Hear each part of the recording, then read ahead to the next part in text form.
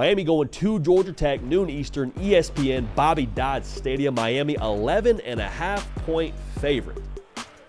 Miami has been, rolling is the word you would use because of what their record says. Miami has been undefeated and still not played a full four-quarter football game since the game against Florida. Now, I want to make sure I say this too. I've had a lot of good folks from Coral Gables get in my Twitter mentions, and we appreciate that and always encourage that. But there's, surprisingly to me, this narrative started to develop of, well, hey, this guy doesn't like Miami. Doesn't like Miami because he doesn't like the fact they're not playing four-quarter games. No. I was actually the one, before the season started, telling you Miami's going to win the ACC. They're only going to lose one game, and Cam Ward's going to have a historic season.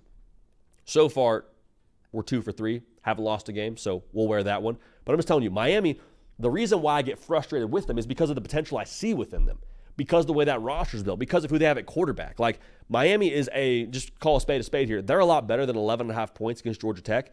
The reason why I believe that spread is what it is because Miami has made some folks nervous playing Duke as close as they do in the first half, having to have a superhuman comeback against Cal on the road in the game against Va Tech. Like, Miami is yet to play to their roster talent. So the frustrating thing there, if you're a Miami Hurricane fan, is like, gosh dang, can't we just have it be a situation where we're feeling good in the fourth quarter and we're not even having to worry about a comeback? Fair. But I think the excitement is, okay, we haven't played to our roster talent yet, and our best football is ahead of us, and our most meaningful football game with the ACC title and the college football playoff still ahead of us. Okay, we'll see where this goes. College football sickos, welcome home.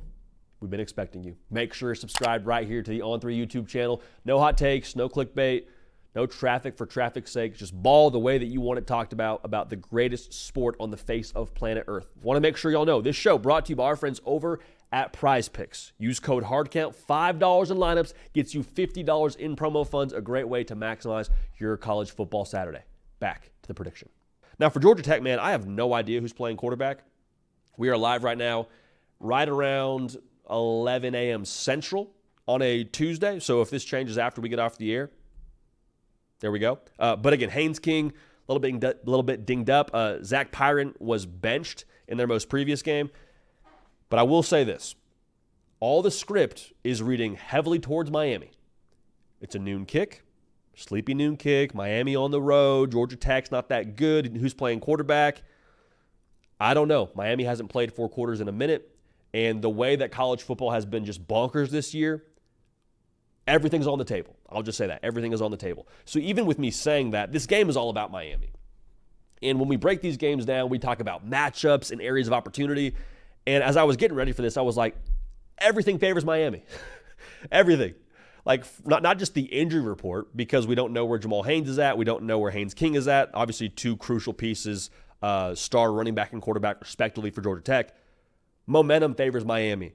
Roster favors Miami.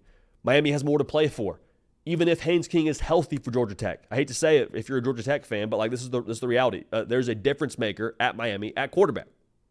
It's the difference.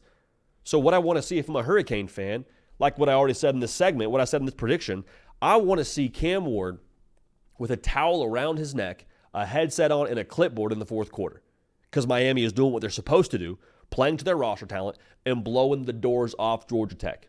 That's what I want to see. Why? Because you are fully capable. There is no matchup that I look at and say, oh man, maybe Georgia Tech can get that one.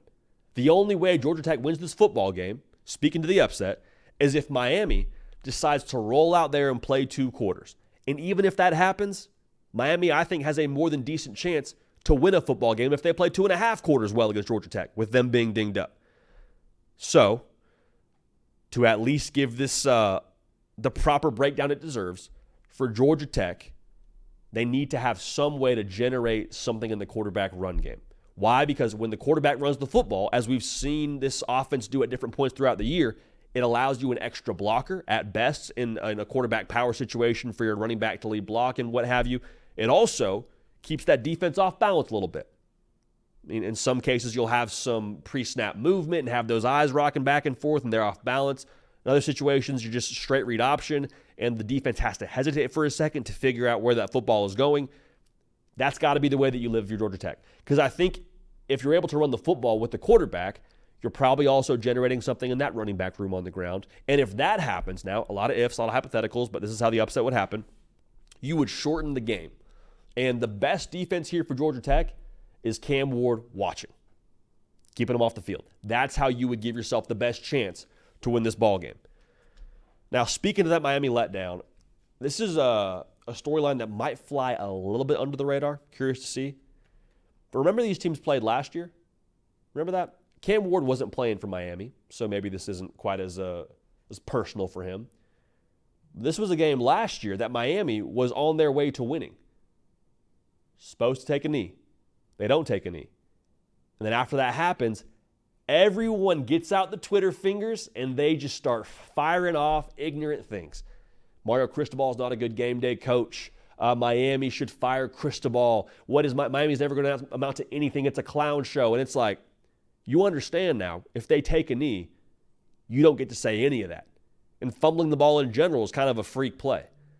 So I think Miami's probably had this one circled a little bit because this game and the way that it went last year against Georgia Tech, I think Miami actually has a little bit of extra giddy up here. I know a lot of these pieces on this roster were not there for last year's game, but I think the staff will be all the way dialed in, and I think Miami will respond with a bit of a get-back, if you will. That get-back, you know what they say about it. They tell you very clearly what that get-back is. So we'll take Miami to win, we'll take Miami to cover, and we will see Miami play as close to a four-quarter game as we have seen since Florida, and I like the Canes to get it done on the road.